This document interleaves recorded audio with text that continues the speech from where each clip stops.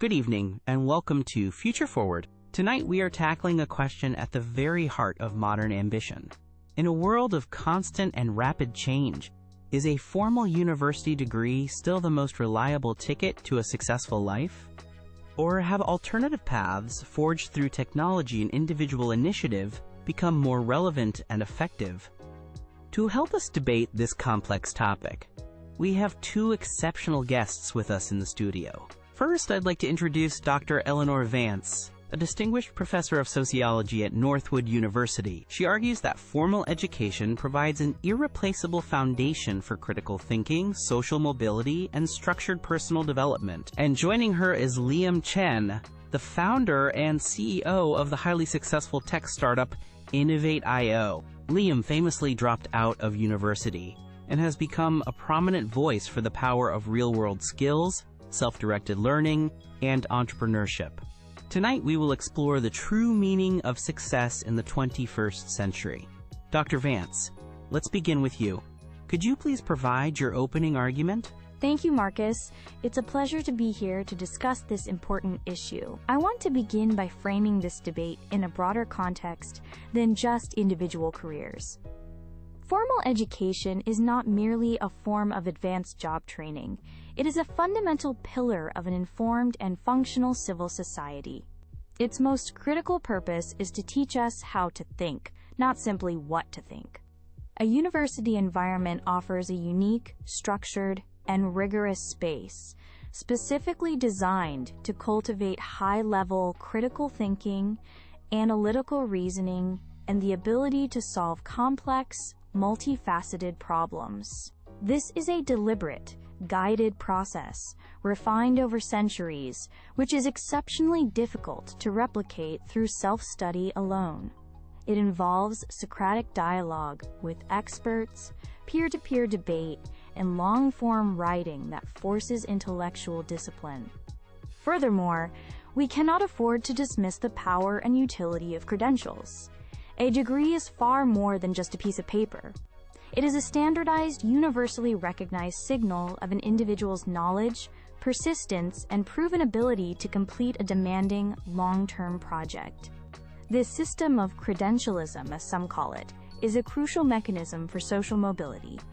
It allows employers to place a degree of trust in a candidate's qualifications, regardless of their personal background, creating a more level playing field. Finally, let's consider the concept of social capital. A university is a powerful incubator for professional networks. The connections made with peers, who will go on to work in countless different industries, and with professors, who are leaders in their fields, provide an invaluable resource that lasts a lifetime. While inspiring exceptions like Mr. Chen certainly exist and deserve our admiration, they are, statistically speaking, outliers. For the vast majority of people, formal education remains the most reliable, most equitable, and most proven pathway to sustainable, long-term personal and professional success. Thank you, Dr. Vance. Liam Chen, a very different perspective from you. What is your opening statement? Thank you, Marcus. And Dr. Vance, I respect your perspective, but I believe it represents a world that is rapidly fading into the past. My argument begins with a simple, undeniable fact: the speed of the modern world. The economy, particularly in technology and the creative industries, is evolving at a pace that traditional university curricula simply cannot match. By the time a new programming language or marketing strategy is approved for a textbook, it's often already becoming obsolete. We need to value agility over legacy. This leads directly to my second point. The market now values skills over degrees. Today's most forward-thinking employers are increasingly prioritizing what a candidate can do, not where they studied. A powerful portfolio of completed projects, a well-curated GitHub repository, or demonstrable expertise in data analysis is infinitely more valuable to a company like mine than a diploma covering theoretical concepts from 3 years ago. Then there is the crushing burden of student debt. How can we, in good conscience, champion a system that forces young people to begin their adult lives with tens or even hundreds of thousands of dollars in debt? This financial weight delays life's major milestones, buying a home, starting a family, or even taking the risk of starting a business. The return on investment is no longer a guarantee. And this is where the true revolution is happening: the democratization of knowledge. The internet has shattered the university's monopoly on high-level information. Platforms like Coursera, edX, intensive coding boot camps, and countless free online tutorials offer targeted, up-to-date knowledge that is immediately applicable.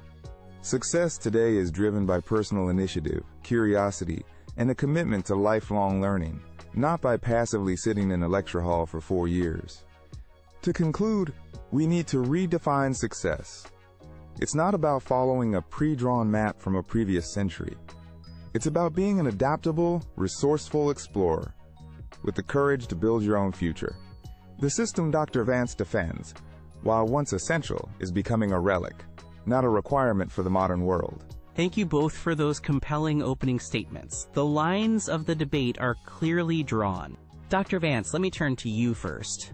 Liam raises a very powerful and personal point for millions of people: the issue of student debt. How can we continue to advocate for a system that leaves so many young people in such a precarious financial state before they even begin their careers? That is an excellent and vital question, Marcus. The issue of student debt is a serious crisis, and I don't dispute that for a moment. However, it's crucial that we diagnose the problem correctly. This is a failure of public policy and funding, not a fundamental failure of education itself. The decision by governments over the past few decades to disinvest in higher education, shifting the cost onto individuals and families, has created this immense burden. The solution is not to abandon the university system, but to demand its proper public funding through increased grants, subsidized loans, and stronger state support, as many other developed nations do. Furthermore, let's look at the data. Despite the costs, statistics from labor departments worldwide consistently show a significant lifetime earnings gap between university graduates and non-graduates, often amounting to over $1 million. So while the initial cost is high and must be addressed, a degree remains a sound long-term financial investment for the average person. Liam, let me bring you in on this. Your personal story is incredibly inspiring, but critics would argue that the quote billionaire narrative is a dangerous exception that proves the rule. For everyone Liam Chen, aren't there thousands of others who leave formal education, fail to gain traction, and find themselves without the qualifications for a stable, well-paying career? That's a fair challenge, Marcus, and I appreciate you raising it. I would be the first to say that my specific path is not a universal blueprint that everyone should attempt to follow, but the time mindset behind it is what we should be universalizing.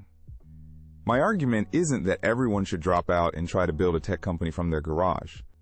My argument is that we must destigmatize and equally invest in the multitude of alternative pathways to success. We live in a society with a degree or nothing gamble, and that is the real danger. We should be championing high-quality vocational training, certified apprenticeship programs, and accredited online skill courses that lead to great careers. These routes can lead to secure, well-paid, and fulfilling careers in fields like advanced manufacturing, digital marketing, or healthcare technology, often without the associated debt. The focus should be on creating a diverse ecosystem of respected options, not just celebrating the rare exception who succeeds outside the dominant system. Dr. Vance, a follow-up question based on Liam's point about the speed of change. He argues that university curricula are often outdated by the time they are taught. How does the institution of formal education keep pace with industries where the necessary skills might change completely every few years? This is a common misconception about the purpose of a university education. A university's primary role is not to teach the specific and often fleeting job skills of the moment. Its role is to teach individuals how to learn effectively for a lifetime, how to think critically, and how to adapt to new information and changing circumstances. The foundational knowledge gained in mathematics, history, philosophy, and the sciences does not become obsolete. It provides the essential framework that allows a person to understand and integrate new skills as they arise. A student who learns the principles of logic and rhetoric can apply that to writing a persuasive marketing email or a complex legal brief. A student who understands statistical theory can adapt to any new data analysis software that is developed. We provide the durable intellectual toolkit, not just the temporary tool that might be popular today. And Liam, Dr. Vance previously spoke about the importance of social capital, the powerful networks built on campus. Can online communities, a digital portfolio, and remote connections truly replace the deep, personal, and diverse networks that are forged over 4 years of shared experience on a university campus? I would argue that digital networks are not a replacement, but an evolution, and in many ways, a superior one. Digital communities are often far more meritocratic and global than campus networks. On platforms like GitHub, your reputation is built purely on the quality of your code and your willingness to collaborate. On a platform like Behance, a designer from a small town in a developing country can attract clients from New York or Tokyo based solely on the strength of their portfolio. These networks are not limited by geography or by which institution you could afford to attend. They are based on demonstrated skill and shared passion. This approach opens doors for talented individuals who would have been completely excluded from the traditional, and let's be honest, often elitist, networks of top-tier universities. We are approaching the end of our time. I'd like to give each of you 1 minute for a final summary of your position. Dr. Vance, your closing statement, please. Thank you. I want to reiterate that formal education is about so much more than securing a first job. It is about creating informed, critical citizens who can participate meaningfully in a complex democracy. It provides a structured, equitable, and time-tested path to upward mobility that has lifted millions of people out of difficult circumstances. In an increasingly chaotic and uncertain world, the standards, rigor, and credentials of a university degree provide a crucial safety net and a reliable benchmark of ability. While the system is imperfect and absolutely requires reform, particularly regarding public funding, the idea of dismantling it in favor of an unpredictable, individualistic, and unvetted path would be a profound disservice to our society. It would ultimately widen the gap between the privileged few who can afford to take enormous risks and the vast majority who need and deserve a reliable foundation upon which to build their lives. Thank you, Dr. Vance. And Liam Chen, your final thoughts tonight. The world has fundamentally changed, and our definitions of education and success must change with it. The new currency of the modern economy is not a diploma, but a dynamic portfolio of skills. Adaptability, creativity, practical expertise, and a passionate commitment to lifelong learning are the new keys to not just surviving but thriving in the coming decades. The traditional model of formal education is, for many, too slow, too expensive, and too disconnected from the real-world challenges and opportunities of today. The future belongs not to those who follow the old map, but to those who are brave enough to draw a new one.